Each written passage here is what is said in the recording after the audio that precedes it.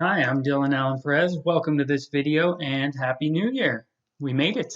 It's January 2022, so I am reflecting back on last year and listing off some of my favorite and least favorite things from 2021. In this video, I am going to list off every single book that I read in 2021, whether it was a new release or not, just every single book that I read from last year. Every single book that I read during the past year, 2021. I read 71 books total, so I'm not going to waste any more time with this introduction. Let's just get into the list, which I'm going to rank from worst to best based on my ratings on a scale of 1 to 10. And my first category at the bottom of my list is the bad books. Coming in last place, number 71 on my list of 71 books, is The Rosie Project by Graham Simsian, which I gave a 1 out of 10. Absolutely the worst, no question. Couldn't stand this book. Hated it. Number 70 on my list is Nothing But the Truth by Avi, or AVI, I don't really know. I gave that one a 2 out of 10. Number 69 on my list is Fault Lines by Emily Itami with a 3.5 out of 10. And that wraps up the category of the bad books. Those are the only 3 books out of 71 that I would categorize as just straight up bad. Landing in between the 1 to 3 out of 10 range. So that's not too bad, only 3 out of 71. Guess I'm a pretty nice reviewer overall, we could say. We're still quite a bit away from the good books, so let's look at the next category, which is the all-right books. Number 68 on my list is Green Lights by Matthew McConaughey, which I gave a 4 out of 10, unfortunately. Number 67 is Good Girls Lie by J.T. Ellison, with a 4.5 out of 10. Number 66 is Come Fly the World, the Jet Age Story of the Women of Pan Am by Julia Cook, with a 5 out of 10. Number 65 is Homegoing by Ya Gayasi, with a 5.5 out of 10. Number 64 is Miles to Go by Mark Cram, with a 5.5 out of 10. Number 63 is The Taming of the Shrew by William Shakespeare, with a 6 out of 10. Number 62 is The Autograph Man by Zadie Smith, with a 6 out of 10. Number 61 is The Island Child by Molly Aitken, with a 6 out of 10. Number 60 on my list is Aftershocks by Nadia Owusu, with a 6.5 out of 10. Number 59 is In Defense of Ska by Aaron Carnes, 6.5 out of 10. Number 58 is Girl A by Abigail Dean, 6.5 out of 10. Number 57 is The Three Mothers, How the Mothers of Martin Luther King Jr., Malcolm X, and James Baldwin Shaped the Nation by Anna Malika Tubbs, with a 6.5 out of 10. Number 56 is Land of Big Numbers by Tae-Ping Chen, with a 6.5 out of 10. And number 55 on my list is The Last Duel by Eric Yeager, with a 6.5 out of 10. And that wraps up my category of the all right books. So let's move into the good books. Number 54 on my list is American Primitive by Mary Oliver, with a 7 out of 10. Number 53 on my list is Racing the Clock, A Running Life with Nature by Bernd Heinrich, with a 7 out of 10. Number 52 is Human Wishes by Robert Hass, with a 7 out of 10. Number 51 is Intimacies by Katie Kitamura, 7 out of 10. And just making it into the top 50 is 50 Words for Rain by Asha Lemmy, with a 7 out of 10. Number 49 is The Wedding Date by Jasmine Guillory, with a 7 out of 10. Number 48 is Bullshit Jobs, A Theory by David Graeber, with a 7.5 out of 10. Number 47 is Adultery by Paulo Coelho, with a 7.5 out of 10.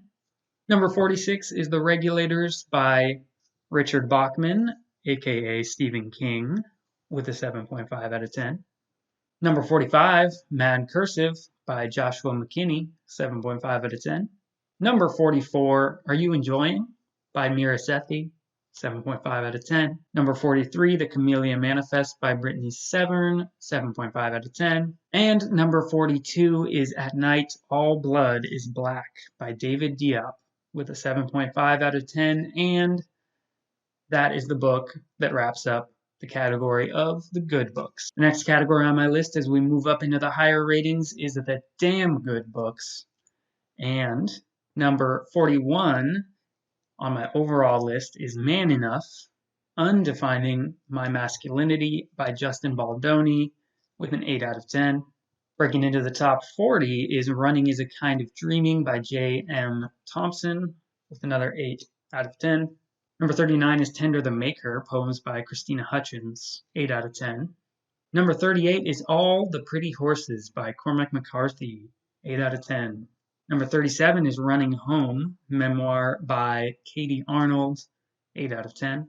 Number 36 is Big Hard Sex Criminals, Volume 1, by Matt Fraction and Chip Zdarsky, 8 out of 10. Number 35 is Intimations by Zadie Smith with an 8 out of 10. Number 34 is Leaves of Grass by Walt Whitman, 8 out of 10. Number 33 is Lord of the Flies by William Golding with an 8 out of 10. Number 32 is On Beauty by Zadie Smith with an 8 out of 10. Number 31 is Late Peaches, poems by Sacramento Poets, edited by Bob Stanley, with an 8.5 out of 10. Breaking into the top 30 on my list is Alas en Fuga, poems by the Costa Rican poet Julian Marchena, with an 8.5 out of 10. Number 29 is 201 Relationship Questions by Barry Davenport, with an 8.5 out of 10. Number 28 is Not This Pig by Philip Levine, with an 8.5 out of 10. Number 27 is The Vagina Monologues by Eve Ensler with an 8.5 out of 10. Number 26 is The Novice Mourner by Joshua McKinney with an 8.5 out of 10. Breaking into the top 25 on my list is a book called Cultish, The Language of Fanaticism by the linguist Amanda Montell with an 8.5 out of 10. Number 24 on my list is Under the Skin by Michelle Faber with an 8.5 out of 10. Number 23 is Tipping the Velvet by Sarah Waters with an 8.5 out of 10. Number 22 is The Carrying, poems by Ada Limon with an 8.5 out of 10. Number 21 on my list is NW, or Northwest, by none other than Zadie Smith with an 8.5 out of 10. And that one wraps up the damn good books. So right as we break into the top 20 on my overall list, we're also going to move into the category of the great books. Yes, this is the final category, so all 20 of these books in the top 20 of the books that I read last year, I think are great. So obviously, I highly recommend the rest of the books on this list.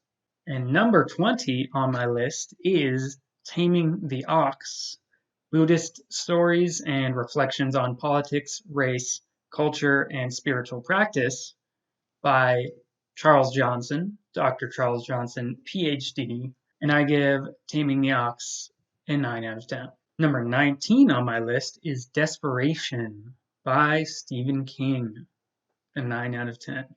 Number 18 is The Poet X by Elizabeth Acevedo, 9 out of 10. Number 17 is Stolen Girls by the journalist Wolfgang Bauer, 9 out of 10. Number 16 is The Anthropocene Reviewed, essays by John Green, 9 out of 10. Making it into the top 15 on my list is the selected poems of Alan Sillitoe. These poems are selected by his wife, his widower, Ruth Fainlight, and I give this one a 9 out of 10. Number 14 on my list is Grand Union, collection of short stories by Zadie Smith with a 9 out of 10. Number 13 is Saunter by Joshua McKinney with a 9 out of 10. Number 12 on my list is The Andromeda Strain by Michael Crichton with a 9 out of 10. Number 11 is The Woman from Uruguay by Pedro Mayral with a 9 out of 10. And breaking into the top 10 out of 71 is Will by Will Smith with a 9 out of 10.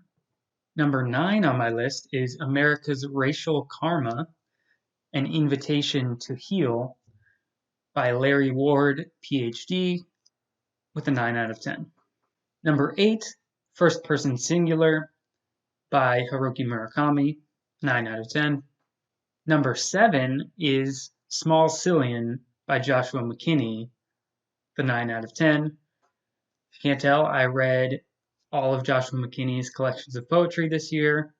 Small Cillian is my favorite and one of my favorite collections of poetry ever, probably.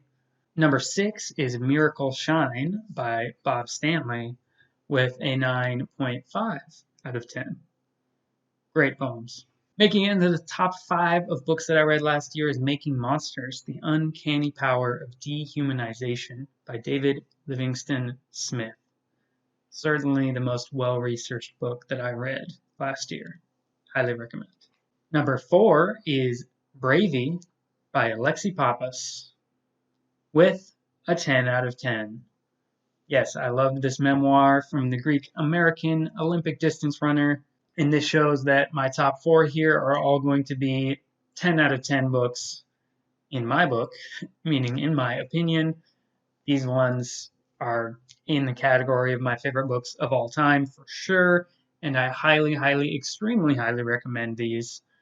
And number 3 is Home Fire by Camila Shamsi, a modern-day retelling of Antigone by Sophocles.